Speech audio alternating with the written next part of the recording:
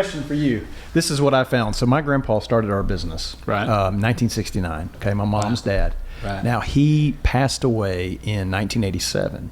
Okay. And so I have this story that I pretty much tell everybody and anybody who thinks that, hey, this place couldn't run without me. I say, listen, if we can keep going after my grandpa passed away, we'll figure it out. Sure. Yeah. Do you feel this a similar way? Absolutely. You know, well, it's just in our business we built a culture, and everybody's on the same page, and we've got great people, and we have no turnover, and it's what makes it work for us every day. Yeah. You know? Let's talk percentages. Well, first of all, we have David Alvis with us. Welcome, David Alvis. Yeah. Welcome. David. Thank you. I would say, let's put a number to it. What percentage of Northwest Louisiana do you feed on a daily basis? It has to be in the teens, right? I mean, I feel like 100. Oh man. Well, No, it is. You know, we just have thousands of customers. It's just unbelievable, really. We have the greatest customers in the world. Yeah. And they come back. Oh, you know. yeah. Some of them, like I have a group that eats with me at the smokehouse on a regular basis. They said, David, we're done. We've done 4.7 visits this we's. Yeah. 0.7. I mean, you know, on average. Yeah. So, Josh's main store, since you just opened Blanchard, but your main store was in Halton. Correct. For you that you were working out of. And so, I mean, It's right down the road. on average, a yearly basis, how many business lunches are you doing there at the Well, there's no smokehouse? question. If it comes down to like we need a meeting, we need to sit down with somebody, we know where we're going. Yeah, that's I it. appreciate it's that. right there. There's no Yeah. question. Yeah, since we started the podcast, every time, oh my gosh, this does it every, my fat hand turns on Siri. My wife's always like, you can turn that off. But yeah, so every time I go and pick up dinner on Thursday nights at the Silverstar North, I'm like, David needs to return the favor and come on our podcast. I keep spending all this money at his place. And it's much appreciated. Oh yeah. Well, let me tell you this. The Silverstar North, you announced that y'all were opening that on April 1st. And I sent a text message and I said, dude, this better not be an April Fool's joke here. Yeah. Because that wouldn't be very funny. Well, let me tell you how that happened. It made me look really smart. Yeah. On a Tuesday, I was cooking along there, and in the cantina, we had these great customers, but it just, from a business standpoint, wasn't doing great. It was doing okay, and I thought, you know what, Silverstar North is really doing well. And we were only open at night, and I thought, well, why don't we do this? Why don't we join the two, and we'll open it for lunch, and we'll expand our business. And it's probably been one of the greatest business decisions we've ever made. But I made that decision on a Tuesday, and on Thursday, they announced that they were going to, the interstate was going to be shut down for the next 2.5 years. Yeah. And I thought, wow, that would be the restaurant that would get hurt the most, the old cantina. Oh yeah. So it wasn't really that smart. It was just kind of by luck. Yeah. Well, I would get in trouble if I didn't give a shout out to some people. Okay. So every Thursday we do takeout, and the two girls that work on Thursdays, Riley and Macy. And they are our youngest fans of the podcast, I think. They're still in high school. They think it's funny. We joke about our moms. And so they're like, you got to give us a shout out when David's on. And they do a great job. And then Damon, I've known Damon from way back in the day. Yeah. I remember. And he's unbelievable. Yeah. And I remember him back in the day. I want to say he worked at Anytime Fitness or something one time when I was working out there. But I do know he was at Posada's. He was at Posada's forever. Yeah. He told me a joke. He told me one day, he's like, man, I said, do you miss those days? He's like, man, I used to have to leave an hour early to go pick up my employees so we could open for lunch. Yeah. And I was like, but hey, that shows dedication, right? He did what it took. He's a good dude. Oh, he's a great guy. I've known him. He said, David, I remember you when you and your little girl would come in. We'd sit on the patio at Posada's. She loved Posada's. She'd go there. And of course, now she's 15. Matter of fact, she doesn't drive for another 5 months, 20 days, 13 hours, and 12 minutes. Does she remind you, or are you counting down? Yeah, no, I know. Okay, I'm scared to death. Yeah. So. Well, but Damon's just a great What is that birthday then? Because my son She'll starts be 16. Yeah, my son's 16 in December. Oh, February 4th. February. Yeah. Yeah. My son's like, they scare you to death in driver's ed now, apparently. Yeah. We just didn't go to driver's ed, but they scare you now. And so I'm like, all right, buddy, I want to buy you a 3-row SUV because you have 3 siblings. And, he's like, I don't know if I'm going to want to drive when I turn 16. I said, buddy, you're driving. Mm-hmm. He's like, but I won't be scared. She told me this morning that driver, the teacher, said she was brake happy. Okay. She kept kind of hitting that brake. You never told me that before. Yeah. She told me that on the way to school this morning. Well, people are always like, oh, are you nervous about your son driving? I'm like, dude, he drives more like a grandpa than me. Like, we're on the highway, he's going like 40. I'm like, dude, you're gonna get ran over. Speed up. He's like, So, anyways, but yeah, you told me a funny story.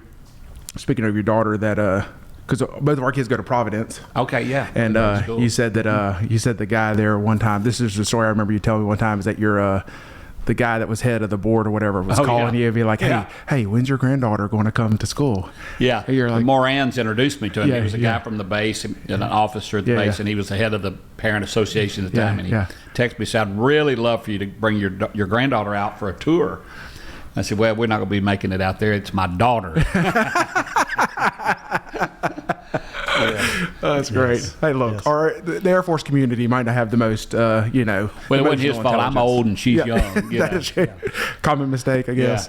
That's funny. Well, listen, there's so many questions I have for you about the way that you have mixed things and changed things, and you've been a mover and shaker in this community for a long time.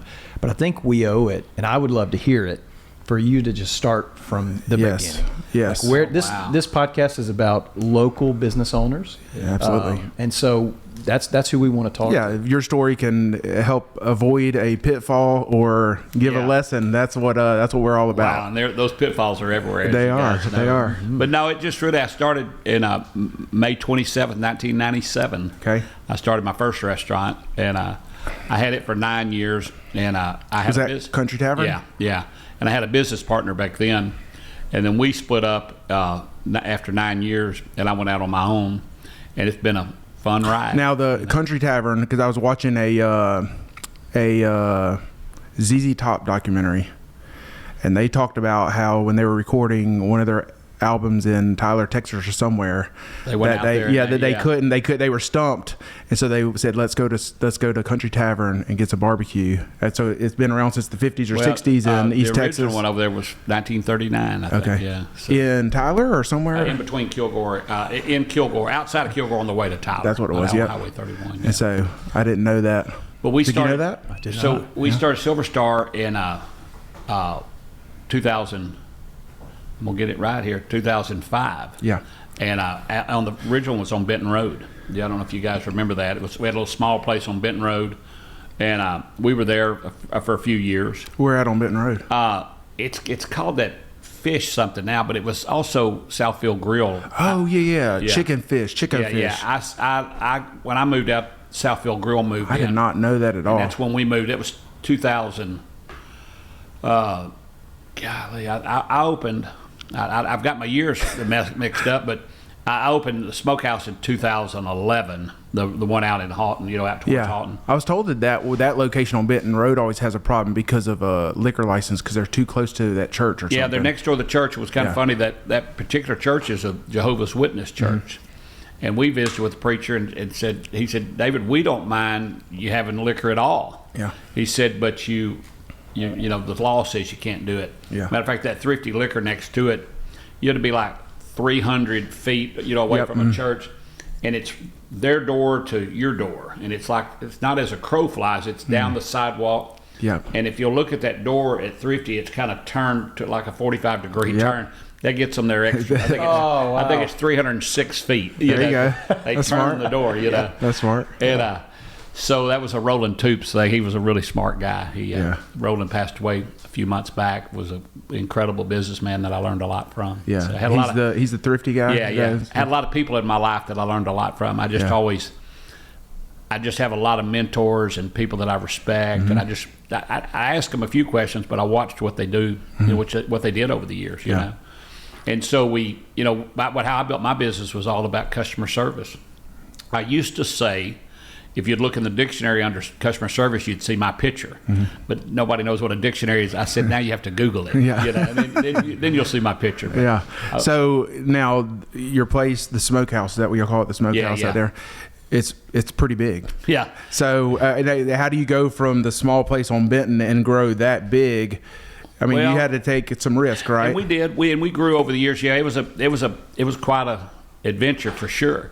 And then as the years have gone on, and I need to get you guys out there one day. You won't believe what some of the stuff that's behind the scenes. I mean, in the last year and a half, we built a bakery in the back that's like a state of the art bakery where we produce all of our buttercups. Yeah. And then we have a room that I'm assuming you guys have eaten the au gratin potatoes. Oh yeah. We have a room that just makes au gratin potatoes, and we make about 600 of them a day. And then we also bake all of our bread in the bakery, and then we slice it in the au gratin barn for all the Monjunis. We do 1,000 loaves of bread a week. So there's so many things, and then we have 3 all from that location, yeah. and then you're delivering it Yeah. out to the different places. And we have 3 big commercial barbecue pits there. I mean, it's a production facility in the back. You know, what Yeah. you guys see are all the pretty out front, all the crazy people running around. But we've really grown it. You know, we seat 500 people. The stage holds 900 people, and we set on 14 acres. Yeah. You know, over the years, I bought an additional 3 acres and another additional 3 acres, Yeah. and I bought 2 more acres. And, Yeah. You know, I quit. hey, it's a lot to mow. I quit.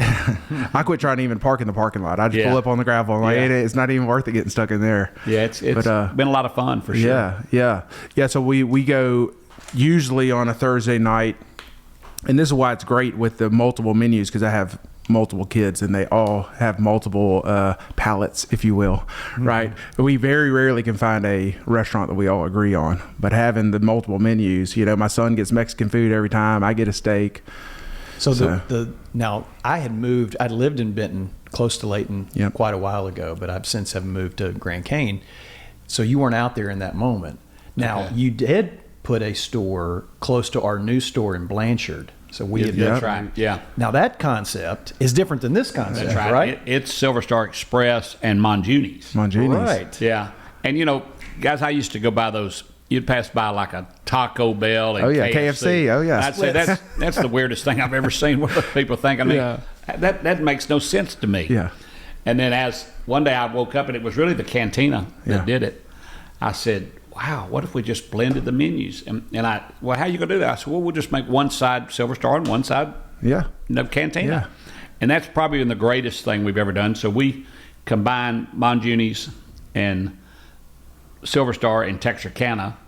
We did it on North Market. And then, you know, we got a standalone Monjuni's out in Benton now out there that now DoorDashes. Oh, yeah. Yeah, That's so awesome. we don't DoorDash anywhere.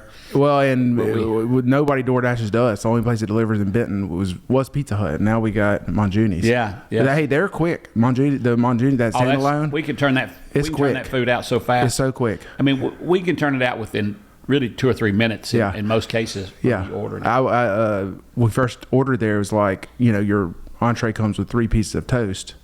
So and they're like, well, you can add some toast for like 99 cents or $1.99. It came in like a grocery bag. It's like 40 pieces of toast. And my kids are like, that's all we want. Give us the toast. But I grew up through college. I mean, we lived off of, and I saw you recently brought it back at that location, but we lived off the all you could eat spaghetti on Monday nights. Sure, like yeah. $2.99, $3.99. We couldn't afford to add the meatball, but hey, we ate could a eat lot some of spaghetti. we ate a lot of that spaghetti. Yeah, in Ruston. That's where we're at in Ruston. Oh, But yeah. it's funny you mentioned that Taco Bell KFC. I think that me and my roommates in college came up with that concept because we would go on that road at the back of Tech. I can't remember the name of the road, but we would stop at 3 fast food places. We get like the dirty rice at Popeyes.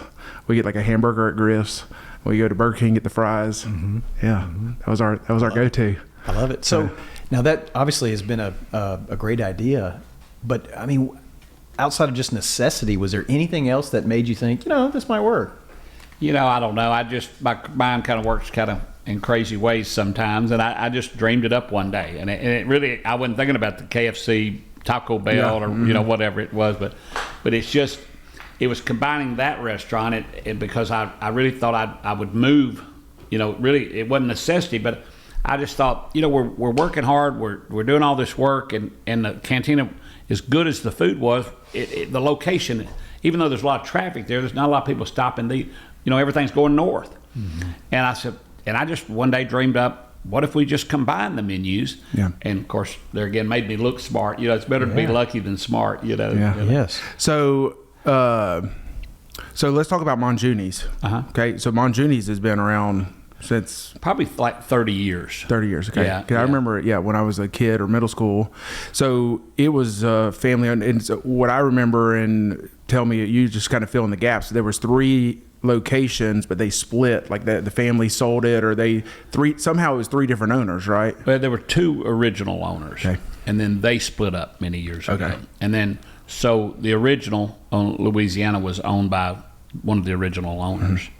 and then the rest were franchises. Okay, gotcha. And so you essentially got a franchise. Yeah, that's right. My friend owned the one on Uri Drive. Yeah. He had it for. Yeah, what's his name? He's a wild man. Yeah, Richard's wild. Yeah, Richard's that's wild. He's a wild man. He had it for 26 or 7 years and built an incredible business. Yeah. And he was ready to retire. And he said, David, I've had a couple people want to buy it. He said, I could see them buying it in 6 months, it'd be shut down. Yeah. He said, I really wish you would buy it, and I'll sell it to you at a fair price. And he said, and it'll be here for many, many more years. He said, you'll do as good as I've done, if not better. And we've done really well there. And I kept a lot of his original employees. Yeah. We've done that everywhere, even out at the old Cork and Barrel. Oh yeah. Mm-hmm. One commitment I made was to try to keep her employees, and I still have a handful of her employees that still work there, and they're just incredible.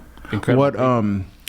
What all taking somewhere like Monjuni's? It's kind of risk reward, right? I mean, you're like, there are some changes that you might like to make, but it would disrupt business. And so, what have you made changes? What have you done? Well, have you ordered Monjuni's over the years to go? You know, especially like on Uri Drive. Mm-hmm.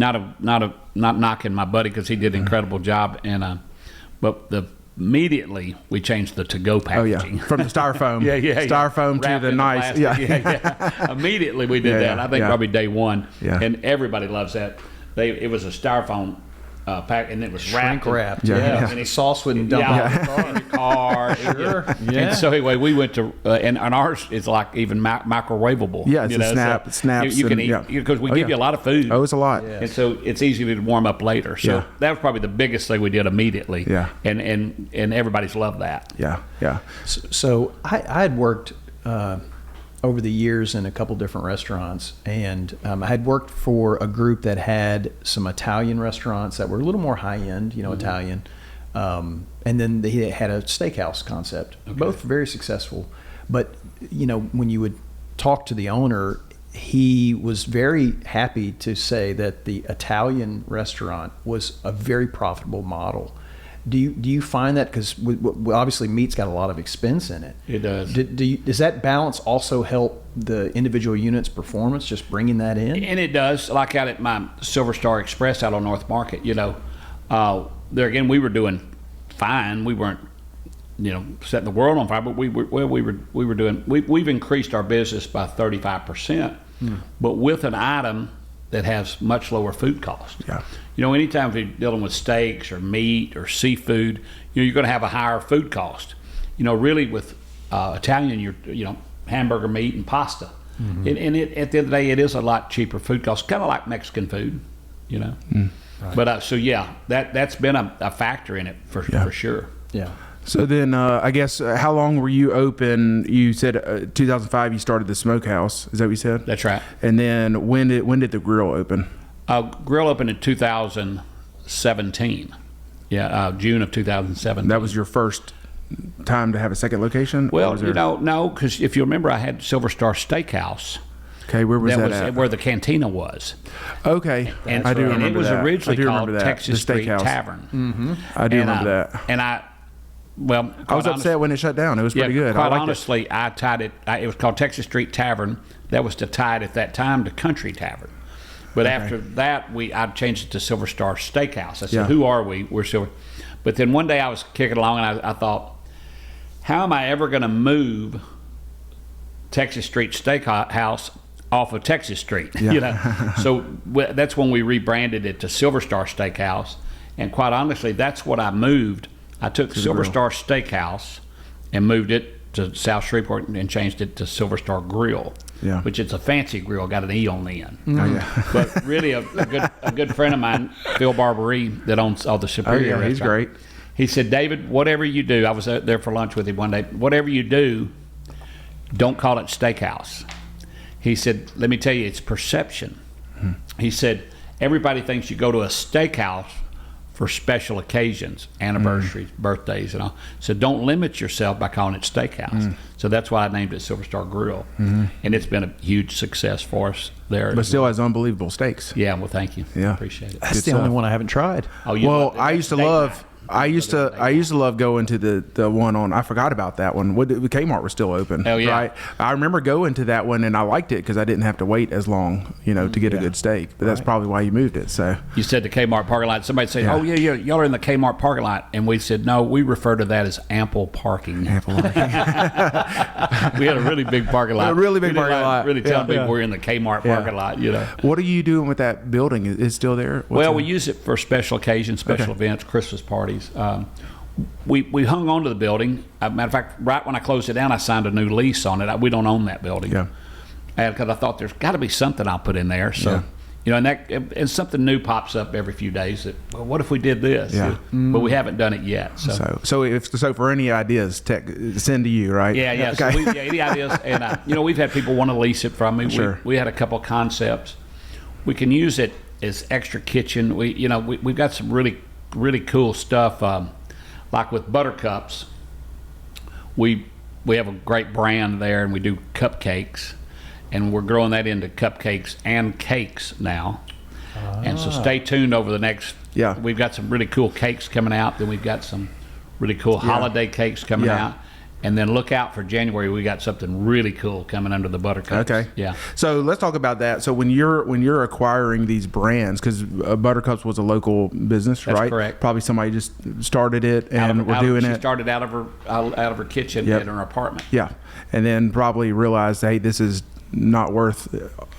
She was doing everything right. Well, probably she was ready to retire. Yeah. And so. Because once you get the baseline or the establishment, the customer database you have, right? I mean, this is just kind of like, no pun intended, icing on top of the cake, right? Sure, I mean, it's just ancillary type things that you can provide. And so, so I just walked in one day and all of a sudden this big shiny cupcake thing, which is horrible for a parent because you make us tell them no, right? That one at North, it hits you right. Yeah. It hits you right between You got to the tell eyes. them no. And they see it when they walk in. So the whole time dinner, right? Hey, can we get a cupcake when we leave? So, but now that's been successful. Yeah, Kim, she started from scratch just with a dream, and she really grew it into an incredible brand. And so when she got ready to retire, her daughter was graduating from high school.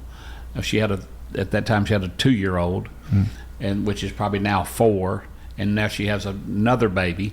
So she was in a different chapter of her life, and she knew, same thing as my guy at Monjuni's, said if we bought it, we would take her dream and keep it going, where everybody else would go in there and change it. But there again, we kept a lot of her original employees that had been with her for many years. She was in business 17 years. And when you think of cupcakes, especially in Shreveport, which is where she was out of for all those years, there's just, when you think of buttercups, you think of quality. And so we've I don't know that we've made it any better, but we've kept it very consistent from what she originally, what her dream was. Yeah. Yeah, it's a reoccurring theme that I'm hearing, that of course I've observed and tasted over the years, is that you get your hand on something and it grows. And you just seem to have a touch of where it's not the Midas touch, really. So now if somebody's out there listening and wanting to get into business and wanting to follow in your footsteps, like, how would you boil it down for them in terms of what has led to your ability to grab a hold of something and just see it flourish? Well, as you've learned with your family and observing and being part of it, is somebody said, boy, so-and-so is so lucky. I said, the harder I work, the luckier I get, And so somebody said, what would you attribute your success to, any success you've had? I said, well, every day of my life I worked harder than everybody in the building, and then and we embedded that into our employees. And I'm just telling you, we may be the only restaurant in the United States that never went one day since the pandemic understaffed. We've had a full staff from day one. We never closed a section early. We never closed early because we didn't have enough people to work. We've never been short-staffed one day. And like I said earlier, it's a culture that we build, and it really, not pat myself on the back, but it starts with me. We. I've just got the most incredible employees. Somebody said, well, you must pay them a lot. I said, well, no, I probably don't pay them any more than they would make somewhere else, but I treat them really well. Yeah. Well, and I think that, the concept that I have to remind myself is our teams need to know that they're winning. everybody wants to be on a winning team, Yeah, absolutely. right? Absolutely. And that's like, how do you let your people know that you're winning?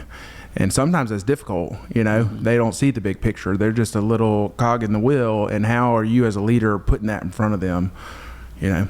And that really keeps retention a lot. Talking about the pandemic, because we had industries that every industry was affected by it, right? Some grew through it. Me and Josh, both of our industries tend to get a bump from the pandemic, and then some of them just got obliterated. But it forced everyone to be creative, right? And to turn up the knob on work, putting it out, being creative, leveraging those relationships. Why do you think that was? Why do you think you grew through the pandemic? It sounds like, when most people in the service industry were shutting doors. Well, we did, and it's just my crazy mind. I try to think outside the box, and we knew there was going to be a tomorrow. Yeah. We didn't know when it was going to be, and as you know, it was a little scary. My dad was on a aircraft carrier out zigzagging the equator when President Kennedy was assassinated, and everybody went to their guns because didn't know what was going on in the world. And so when I think of that story, the unknown's a little scary. Yep. But there's going to be a tomorrow, and we got to keep moving. And so we just kept moving. We had, matter of fact, in the pandemic, we had finished our new bar at the smokehouse on March 6th. This really incredible bar. We had tripled or quadrupled the size of the old bar, and 16 days later, I had to lay off 250 employees. And I had never, to that point, ever laid off an employee, and never thought I ever would. And so we just remodeled it. It was really cool. So we were shut down. Nobody could come in. All you could do was to go. We thought, well, heck, let's go ahead and remodel the rest of the restaurant. Yeah. So, those are some of those bold moves you got to make. They're a little scary. Yeah. But we went ahead and, while we were when are you ever going to be shut down to remodel? Yeah. So we just stayed on the gas. Yeah.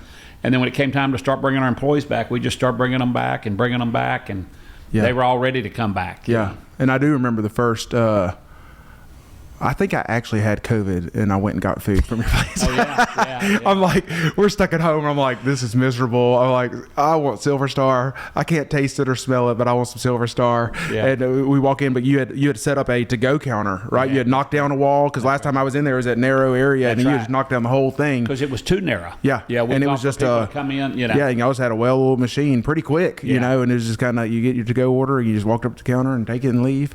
I wore a mask. One y'all love, that I love this story. So, nobody knew what to do. Yeah. People were scared. Some weren't scared at all.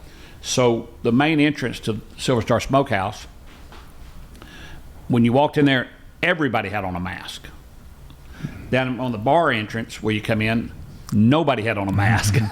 So it was just like, we had people that were coming in, they didn't have a mask on. Finally, and the bartenders that worked in the bar, I finally said, just take those masks off, because the customers are saying, take that dang mask off, So, we were able to accommodate everybody. That's funny. The ones that were concerned and the ones weren't concerned. It's kind of like back in the day when they had the smoking section. Oh, right? wow. I remember that? Yeah. That's crazy. It's like, hey, I'm 2 feet from the smoking section. Yeah, right yeah. here. So let's talk about, we're talking about all the great ideas and all the great things you've done. What are some of your mistakes? Well, I'm sure we've had plenty of those, Was there an idea that you thought would be great that just didn't work? Well, and I'll tell you, probably one that comes to mind, and I was thinking about it this morning, and life is about timing. We got in the crawfish business. I've got the coolest place to eat crawfish. Oh, yeah. And I thought, well, we'll just say Silverstar, and we'll do crawfish, and we'll do the stage, we'll do a big beer garden, and about that time, I think everybody else in the world had gotten in the crawfish business. But people are creatures of habit. Everybody you have your favorite place to eat crawfish. And so you have to stay with it. So this was going to be year 2 to do it. And immediately before the season even came close, they started talking about the high prices. Oh, yeah. And I really think they scared people to death about eating crawfish. Yeah. So we did it for about a month, and I said, you know what, it's not worth this battle. We got lots of business. We don't have to fight this battle, because really the media and everybody had got, they were telling the truth about the prices being high. I think people just didn't eat crawfish this last year. So anyway, the crawfish deals never worked great for us, but that's one of the only ones I can think of that really hadn't. Yeah. Shout out to Shavers. That's my go-to. See, for there, some crawfish. everybody has love, their- love Shavers. I used to live in Baltimore. Now I drive 30 minutes to go get it. So, Where do you eat crawfish? Well, so I've got Mr. David right across the street from me. Oh, yeah, sure you do. Yeah. Yeah. So if I have to give a shout out to anybody, I got to give Yeah, it to him because yeah, he's yeah. always in the store coming over. Yeah, So yeah. that's a Yeah. good place to go get it. Yeah. But, They do a great job. Yeah. A very consistent job there. Yeah. You know? When you make a big decision like that, because I'm sure you're thinking, hey, I put so much money into this, I want to recoup my money. Is it how much of it is gut versus how much of it is data driven?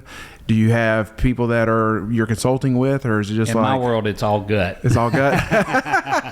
Yeah, I have this crazy mind, and Yeah. we just, Yeah. everything we do. As Mark Mize is my director of operations, he said, David dreams it and I make it happen. Okay. Which you're exactly right. So year one, we spent $100,000 getting in the crawfish business with cookers and closing.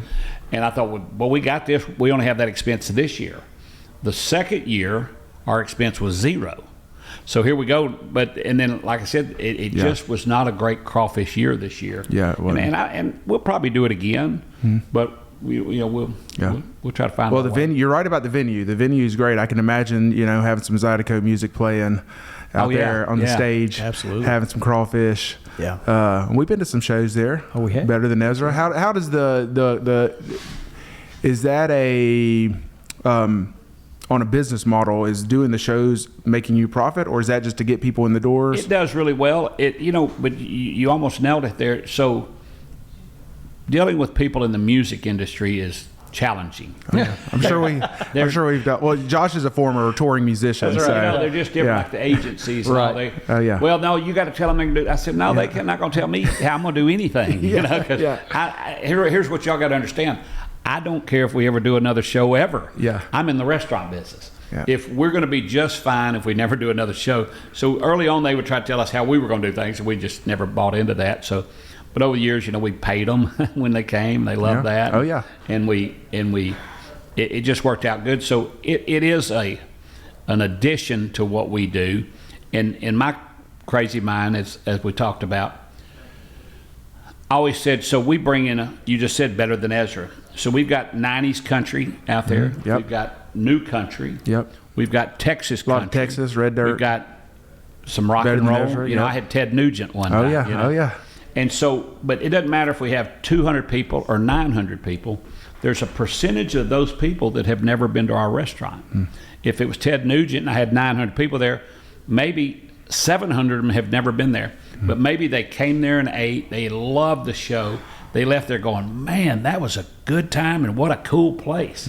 So it's a way of us bringing people onto our property and reminding them it's the coolest place to hang out. Yeah. Yeah, I like it out there. And different, the different genres bring different people. And so it's worked out great for us. Yeah. It is a great venue. I got to say, played a lot of venues over the years. Oh, yeah. And every time I go and walk through, I'm like, man, this is a cool place. Well, look, I've been a big almost every podcast the band comes up, I'm trying to get Josh to play another show here. So he used to tour with Jackie's band, Jackie Brock, who probably does a lot of your booking, American Tragedy. So hey, can we give us? Look, I'm just Jackie. Let's make it happen. Adam, Josh. Listen, now that would pack you out. If let's you do had it. Jackie's band, that would pack you With out. Tyler Reed playing, let's do it. That'd be a good one. So you got to work on him on that Oh, one. yeah. Yeah, Good yeah. on that. I talk to him on a regular basis. He books all my acts, I used to work with him on some stuff. Yeah. Okay, so one thing I like to figure out with our guest is, and you're in the service industry and have restaurants, but if you're not going to one of your restaurants, where are you going to eat in town? Well, I eat it different. So there's a misconception that restaurants are competitors. Yeah. I said if my friends that own restaurants weren't my friends, I might not have any friends. Sure. We're all friends. Because who else are you going to talk to about your problems, right? I visited with John from Two Johns last night. I was texting yesterday afternoon with Chris McJunkins that owns all the walk-ons.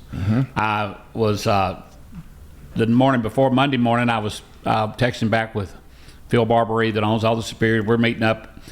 He invited me to a party in Las Vegas he's having Saturday night, so we're all friends, Yeah. And so, but funny you should say that, because here's what I say about all people, including you guys, including all of us. Yeah. somebody will say, we all have 3 places we go all the time. I call it your rotation. Yep. So I said, our job is to get into people's rotation. Because, you'll back out of the driveway that night and say, honey, let's go somewhere different tonight. You don't. Yep. You go to one of those same 3 right. that you go to. Yeah, he does. So you order the same thing you always order. So that's right. it. All our job is to get into their rotation. Yeah. So it's we say that phrase is where you live, work, and play. Yeah, right. that's right. That's your circles. Yeah. I don't care if you walk in a fast food restaurant. Somebody and not everybody's that way, because you ever walked in like to McDonald's. I knew before I opened my car door what I was going to order at McDonald's. And there'll be people standing there studying the menu board. I'm going, really? You're going to get the same thing. You're at McDonald's. Why are we studying the menu board? Just order what Yeah. But there are people out there that don't. But as a whole, everybody has 3 places they go to all the time. And I'm guilty of that as well. Well, so true. Don't be political with us. You got to give us an answer. Well, if it's date night with your wife, where are you going? No, we'll go. We might go to Superior Steakhouse. Yeah, great place. I meet my buddies on a regular basis at Superior Grill. Okay, yeah. Like one of my buddies, we met there for lunch Monday. Yeah. I know everybody there. Phil's my friend. We were at Chianti recently with a group of friends. We went to Superior Steakhouse. Yeah. He's another one that made some changes quick during the pandemic. I remember they were like, to-go margaritas. I think they changed the law just for Superior. Yeah, I think they did. Yeah, they just opened a new place in Lafayette that's just insane. I heard Pepito went down there to he's down there part of it, shaking hands and and doing whatever Pepito does. Yeah. What let's see. Now, if you go to your restaurant, what are you ordering? I order a lot of different things. If I'm at North, I order I order the shrimp quesadillas at North. Okay. I eat steak at the smokehouse. I eat the cantina shrimp out at the grill that are fabulous. Okay. And so really, and then of course Monjuni's, I eat the lasagna. Yeah. And then all the cupcakes, of course. But no, I kind of have my stuff that I eat. I like it. And it changes. Yeah. Yeah, I like it. But yeah, my son, he loves it. He gets a chicken chimichanga every time with the queso. Yeah. Loves it. He never finishes it. Yeah. And so I'll tell you a little secret. The queso, do you know what that is? Au gratin. Oh yeah. So here's a little hack. Yep. Let me throw a little hack out. Okay. This is a keto diet hack. Okay. I get the broccoli with the au gratin cheese. Mm-hmm. Don't put that shredded stuff on there. Mm-hmm. I want that au gratin broccoli. Yeah. Okay. Yeah. Well, on that, probably not. What you're going it's cheese for, and broccoli. Hey, it's keto. Listen, I love it. I'm not saying it's not high in calories. I'm not saying that after you do a 5-mile run, you're not hitting those au gratin. Yeah. That's right. Well, and it's at the Mexican concept. It's the au gratin cheese with a little bit of chili powder in it to give it a little bit. Now I'll tell you what's unbelievable, and we've made this mistake before, is we get the Silverstar nachos. They're big, and then we decide we want to try to eat something afterwards, and it is more. We can't even get through the nachos. In Texarkana, they asked me last week, said, David, could we start doing a half order of nachos because it's just a lot. It is a lot. It's great. It's a lot for 2 people. And for the price. I mean, I can't remember what it was, but I remember. So let's talk about that. Texarkana. Is that your only restaurant outside of Northwest Louisiana? Yeah, we've been there actually 9 years. Okay. And it's been an interesting, we did a 2-year lease on the building with a guaranteed purchase price with a gentleman that's an elderly gentleman that's a really sharp-minded guy from Texarkana, and we have a great relationship. And within the first 2 years, it was got time for me to buy it. They announced they're building a $270 million hospital next door to me. And so Mr. Davis said, David, you sure you don't want to just keep leasing? I said, no, I think I'm going to go ahead and buy it. Because my real estate value was going up, and we'd already agreed on the price 2 years before that. And then the hospital wasn't being built. And then it was being built. And then it wasn't being built. Yeah. And today it is currently being built. They're out there working. Probably 200 people are out there building on it. And about 60 days ago, the company building it went bankrupt. And so I'm just like, man, are we ever going to get this hospital built? So not many people to get to have their property line's 20 feet from my property line. Oh, wow. And the entrance to their hospital is right at my entrance. So I have I-30 on one side of me and a $300 million hospital on the other, if they ever get it built. Yeah, So I knew it was right there, kind of a corridor going through there, Yeah. because if we ever go to Broken Bow, we always pass it Oh somewhere. yeah, you do. When you turn to go to Broken Bow, you come right by there. Yeah, Yep. That's right. That's right. So for you now, your ability to grow and scale is incredible. But when you think about the real estate component of that, just for the business minds out there, are you just automatically selling? You know what? I just need to stand this thing up, get going, and then work on a deal with the real estate later, or is that kind of front of your mind as you're going in? Well, they all kind of stand on their own, and we've done it different. We own some of our buildings. We own our building in Texarkana. We own our building in Bossier out in Halton. Yeah, we lease our building out south and out north and at Silverstar North. Also, it gets a little confusing, north, but anyway, so we do a little bit of all of it. As you know, the construction cost and things today. We're looking at a project right now where we'll lease the building, but trying to figure out which one of us is going to do the build out. And how we're gonna do it, because a restaurant that cost you probably cost. I spent $1.6 million at Silverstar Grill 8 years ago for a build out. Yeah, for build out, and I probably could have done it cheaper. I always thought I could have done for about 1.2, but I promise you that same build out today's $2 million. Oh, Yes, easily. Absolutely. Yeah, Absolutely. And are you negotiating that in your lease? we are. Okay. Yeah, and we've got some great soon to Yeah. be partners that we want to partner together and make it happen. And so. As a real estate guy, that always hurts me to go lease a property and improve it for them. Sure. So that's what we did in our building too. Is they paid for the build out and we just put it in our lease. But it's good stuff. I really like what you were saying, to go back to what you were saying earlier, because we've talked about it on this podcast a lot. But I think a lot of business owners view their competitors as competition. Yeah. And it gets you in a scarcity mindset, right? And it is hard to function or really just be happy or find joy when everybody's a threat to you, right? And it's this idea, because it doesn't make sense. On paper, it doesn't make sense, right? Sure. But this idea that, hey, if my competitors are doing better, I'm going to do better. It doesn't make sense, right, to a business mind sometimes, but then just on a human level, if we're cheering for our competitors to succeed, it just does something to us, right? That it's really going to make us better and happier and get through the trials easier. So I like that. Well, and like I said, most of our friends, and we want everybody. We don't want to see anybody fail. Good competition. I don't care what business it is healthy. It makes you better. Right. You have to be on your game. And people have different mindsets on things they do. I think about this all the time. My facilities are clean and new and updated, and I've ordered new chairs this week for one of the restaurants. I've got a painter going to be at one of the restaurants tomorrow. I said, man, I would have a lot of money if I wouldn't spend it back on my facilities. But at the end of the day, I think it pays off. It's just, I think customers appreciate it, because you're going to see, and not to beat them up, but these chain restaurants and things that in the last 20 years they've not changed, they've not updated their facilities, they've not taken care of their employees. You're seeing those fall left and right. And I said one day, maybe we're finally getting paid back for all the hard work we've done. Because they're going to lose their customers, and they're going to need somewhere to go eat. And hopefully they'll come find us. Well, there is that rotation. There's definitely a shift that's happened, right? Because I remember in high school, if you wanted to go eat at Outback Steakhouse 20 years ago, you had to get there at 4:30. You're right. Wait out a line.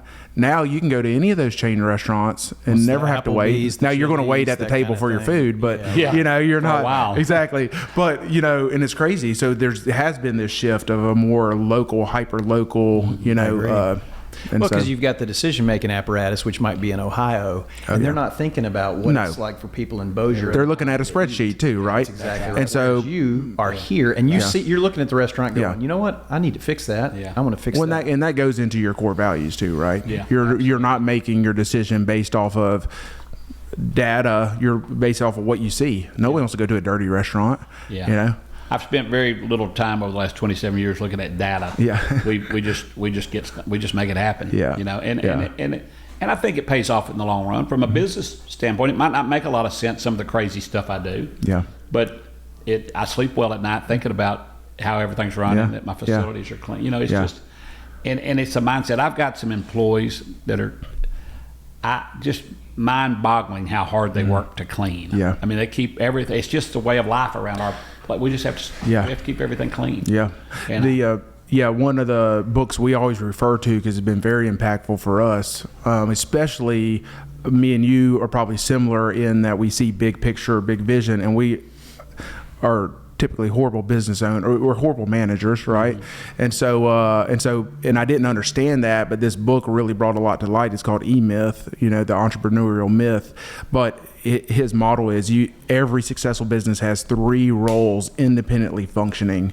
You have to have an entrepreneur, that's the visionary, bringing the money, calling what's next. You have to have a manager who's making sure that it's getting done, and then you have to have a technician that's on the field implementing it, and that's really true. And I've seen the businesses I failed, one of those was missing, or I was trying to do all of them. Yeah. And you don't want me trying to be the technician, right? Yeah, me and you both. Yeah, exactly. Well, and we have them. Anytime you're in my location, you mentioned Damon. Yeah. They're killing it out there, doing a great job. Renee is at the smokehouse. Y'all have seen her. She's been with me 25 years. Oh yeah.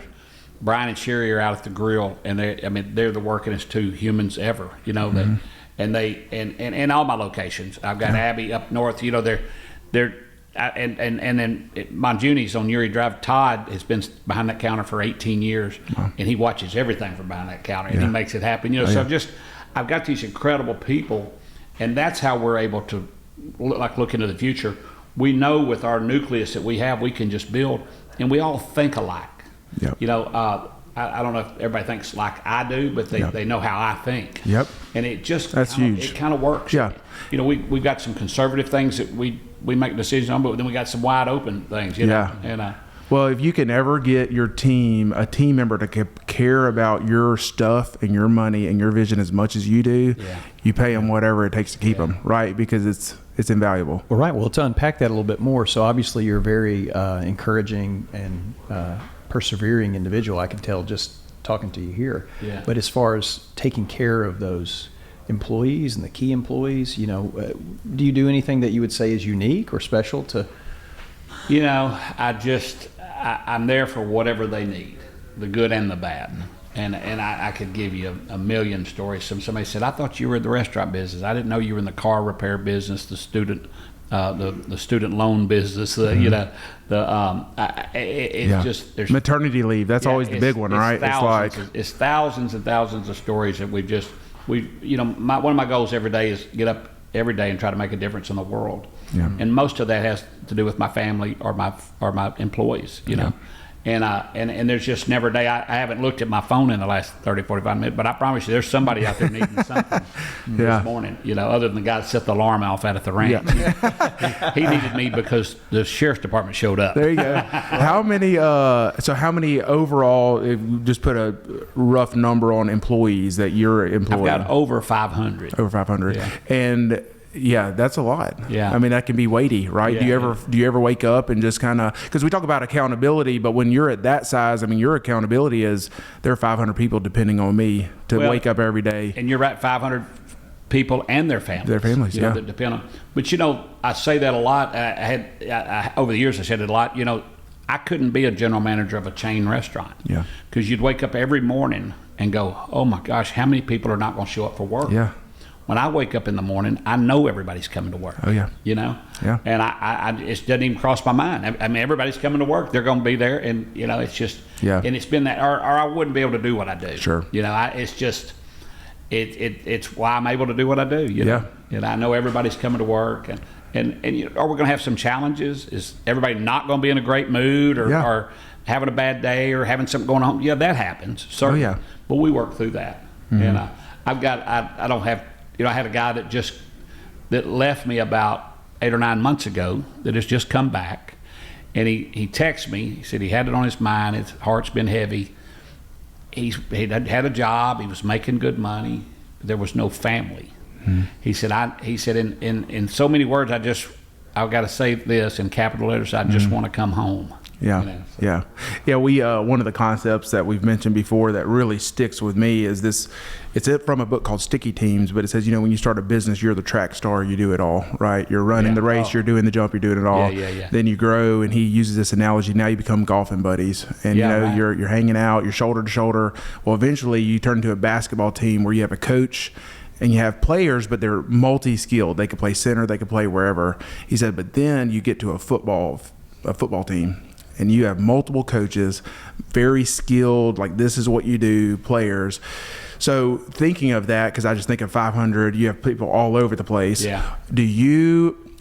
How do you keep the vision clear? Because you think of every one of these locations has a person that's in charge, and are you bringing them together once a month? I mean, do y'all ever meet? How does that work? I'm constantly moving, and so we do that some with our managers. But I'm in the restaurants every day, and I might be in 2 restaurants, and I might be in 6 restaurants in a day's time. But it's everybody's excited to when I come. A lot of times if the owner's coming, you're nervous. They're not worried that I'm coming. Yeah. If I'm there and I do want to critique something, they know it's there to help them. Yeah. I'm not like telling them get your butt over there and do this. I'm just saying, hey, why don't we do this? Yeah. And it's just fun. You're just putting your eyes on it, right? Yeah. Is that what you're doing? Yeah. And like I said, we change people's life. I have a young lady that worked at North that we actually just moved to. We just moved her to Monjuni's in Benton, and this kind of thing. She sent me a text yesterday. And said, hey, Mr. David, I wanted to tell you, thank you for everything. This means the world to me. I love Silverstar, and I love working for you. Thank you for trusting me with this position and everything that comes with it. In her little heart. Yeah. So anyway, we just made a difference in her life. Yeah. Well, that's the fuel for you, right? And she was one of my cork and barrel girls that stuck with me. Yeah. And she's just awesome. And matter of fact, as crazy as it is, I needed a person. I was moving somebody into another position from Monjuni's, and I was at Silverstar North eating my shrimp quesadillas, and I was sitting there in the bar in the only seat that you could see through the crack into the front of the restaurant. I said, I got to find somebody, so who are you going to send out to Monjuni's? Who would do a great job? And I'm sitting there and I'm going, and I looked through that crack, and there was Chrissy sitting there. I said, I know exactly who I'm going to send out there. I mean, there was no other seat in the 40 seats in the bar that I would have seen her through the crack. And so, sometimes it's all about being in the right place at the right time. And anyway, that was a week ago, and look at her today. That's awesome. What's so interesting about this conversation for me is I'm listening to you, because again, I'm kind of like, I want to know what's in the sauce, what I mean? Yeah. And what I'm hearing from you is really refreshing, because you haven't talked about really any great strategy. I mean, you've done some interesting things for sure, but it's not like you've mapped all these things out and you know exactly where you're going, exactly what you're doing. It seems like you've relentlessly tried to connect and foster with your team. Yeah, absolutely. Every day. Yeah. And that's huge. Yeah. And you take that recipe, and there's no doubt in my mind, if you sold all of your restaurants and you wanted to start a business in a total different industry, you'd be successful at it, right? Yeah, well, and that's what people ask me, though. Why'd you choose real estate? And I was like, well, I mean, I just kind of knew that this is what real estate doesn't matter, right? It's just the recipe of taking people. I tell my kids all the time, I'm like, look, I don't care if you go to college or not. Learn this. Your most important asset are the people around you. That is your commodity. Like, that is what you have to have. Yeah. And so, yeah. You have any other questions while David's here? This is great. I mean, this is phenomenal. Yeah. Listen, we're here with a local legend, so we got the local legend. Legend in my own mind. We got to enjoy it. Who would you? Let's see. Maybe we should ask you this off air. We can cut it out if we need to. But if you were thinking locally, really good business owners that you really respect, who should we get in here to talk to? Golly, let me think on Think that about it. Yeah, because there's so many. Yeah. There's just some great people. There's a lot of great business owners. There's some unsung heroes out there that people don't know about. Yeah. Guys, we have some people in this community that people don't even know who they are. Yep. That are just incredibly successful. Yep. I'm in a unique position. I said, if you think about who comes in more contact on a daily, weekly, monthly basis in Shreveport, Bossier City than anybody, and it's me. Yeah. Because it's not, It just happens to be the industry I'm in. Sure. You know? Yeah. A lot of people come into Ivy's and shop, Yeah. but not by the thousands. Yeah. Correct. You know, and they sometimes come 2 or 3 times a week. Yeah. I have some people come every day. Yeah. And You it's know, a social setting too, and it right? is. So conversations take And I'm place. constantly moving from one location. So I mean, in a day's time, I come in contact with lots of people. Yeah. Well, and I'd say this too. I know the smokehouse is a place where business is done.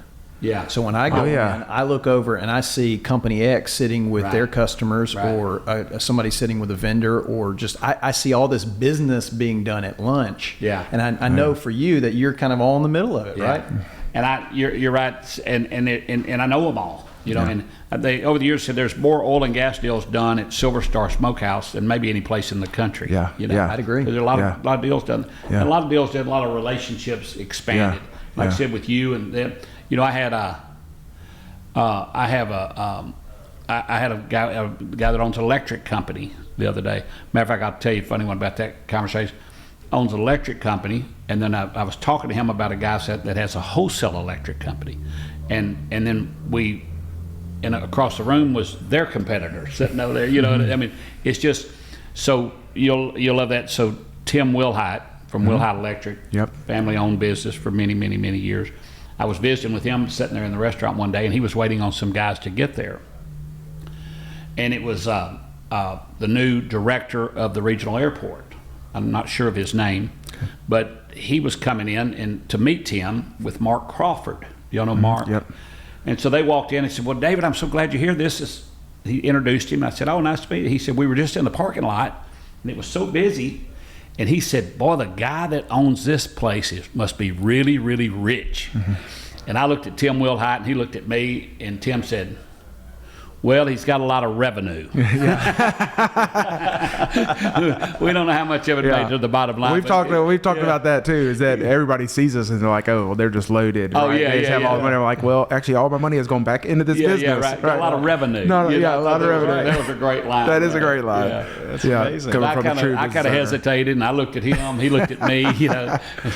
That is So, funny. Anyway. Yeah. But again, I think that's part of the sauce, because when I see you, I do see things that I go, wow, man, this guy, like the stage is just totally done way beyond Yes. probably what he needed to do. Correct. Sure. But it was for an experience. Yeah, and not You cutting know? corners. Exactly. And I think we know that, right? The consumer, especially the younger generation, we know when they're blowing smoke, right? Yeah, we right. know when they're cutting corners, or it's not all that was said to be. Yeah. Right. Yeah.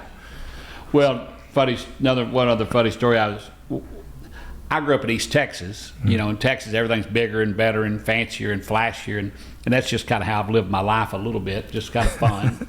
And so this is years ago when one of the downturns in the oil and gas business was going on, similar to now, and we all had fancy cars, and we parked on the side of the building. And so I had a fancy car, Renee had, we all had fancy cars. And I said, "Okay, guys, let's do this." I said, "Let's just park in a parking spot. You know, I don't want let's put our nice cars over there. Let's just all park in a parking spot. I don't want somebody coming saying, 'Well, no wonder y'all's prices are so high. I mean, look at those fancy cars.'" And they said, "Okay, all right, we'll do that." And so Jim Williams, one of my longtime friends that was kind of a part-time manager for me at the time, I told him that. He said, and he was retired. Previous life, he had done well, made some good investments. He had a nice car, so he would park over there also. He said, "David, really?" I said, "Yeah, I just thought, Jim." He said, "David, that's who you are." He said, "That's how you built your business. Everything's the biggest, the nicest, the cleanest, the fanciest. Our catering trailers, they're fancy." Oh, I see your truck coming down the road. I'm like, yeah. There he goes. I said, "Well, y'all go ahead and park your cars back over on the side of the building." That's right. He was right. Yeah, yeah. It was, when we go to a big catering job, say it's a wedding, we wash our trailers. Yeah. We clean the wheels. We armor all the tires. Yeah. And our trucks are spotless, and they're shining. The wheels are shining. When we pull in, somebody might say, one customer, one out of 100 might say, "No wonder their prices are so high." Yeah. The other one's kind of pounding their chest saying, "That's my caterer." Yeah. We make them look good. Yeah. So, that's who we are. We want our stuff fancy and clean. Yeah. and good looking, and And that's the stuff that gets lost when you make decisions just on data. Sure. Right. And that's why we talk about the franchises or whatever corporate owned that aren't here. That's the stuff that gets lost. And that's really, I always tell my real estate agents that, you're going to be successful because of the unexpected extras. Right? What are you doing that's unexpected that the consumer doesn't expect that you can't put a dollar on it, right? No. And so it's just this mindset. So Well, so last question, because I know your time is precious. Thank you, number one, for spending time. Yes, absolutely. I've enjoyed it. Yeah, really learned a lot and taken a lot from this conversation. But what's getting you excited for the future, just in all things? Other than that 5 months, 20 days, 13 hours, and 12 seconds, when my daughter starts driving, I don't know if I'll ever sleep again. Yeah. So we'll see. Now, just a lot going on. We've got all the restaurants are doing really well in a tough economy, as we know. Yeah. I mean, boy, it's tough out there right now. Everybody you talk to is tough, but we're still doing a great job. We've got a consistent product. We got clean facilities. Like I said, we're excited about the futures. We've got a couple other projects that are in the works. One's gonna happen. The other one may not. We'll know here in a little bit, but we just really, I don't think I'll ever retire. And I mean, I don't know what I'd do if I retired. I'd be really bored, And so the future's going to be incredible. I mean, we're just going to keep plugging. We're going to, we got lots of options. Leighton, I don't know if you remember back, we talked about Silverstar City. Oh yeah, out there on my property, yeah. where I've got the 14 acres. Yeah. If the economy continue, we get through different things that are going on in the world, and the economy were to pick back up, there's no limit to what we might do. Well, and we're really rooted in the area. We had the mayor on a couple of weeks ago, and they, just the infrastructure with the roads, the Air Force Base. I mean, how great is that coming in? Position right by you, right? In a year and a half, and that's one of the things we're working towards in Bossier City. Anything we're going to do out there, we'll probably do it for the next year and a half. Because at that time, the interstate will open back up, and the interchange going into the backside of Barksdale will open up. I mean, we're in position A. So, that's awesome. So we really are building for the future. I'm going to build at Silverstar, we're going to expand our kitchen. We're actually going to build a new kitchen and then tie the two together. We're going to build it behind there. And then we'll be able to do some more items. We'll be able to, I mean, we turn out an incredible amount of food, as you can imagine, out of a pretty small kitchen. We'll have a better state-of-the-art kitchen, and we'll get that going, and we'll just be ready. I'm looking forward to it, and I'm sure when it happens, it's going to be great. Yeah, so we're excited about that. Cool. Well, hey, look, maybe we can get invited to the, how they do a soft launch, right? Just invite us to that, That's right. Well, I will certainly continue to support, and I love what you're doing, particularly in the community, man. Oh, it's huge. Because the reason why we love having these conversations with people is because it's your uniqueness, it's who you are that makes this place what it is. Mm-hmm. So thank you for your work in the community as well. I appreciate that a lot. Yeah, absolutely. All right. Thanks for having me. We'll have you back on. Hey, when the next thing you said at the end of the year is coming on, you need to make an announcement. We'll have you back on. Oh yeah, it's cool. We got something really cool. Yeah. Okay. Yeah. Get ready for January. Okay, we'll do that. All right. Thanks, David. Thank you.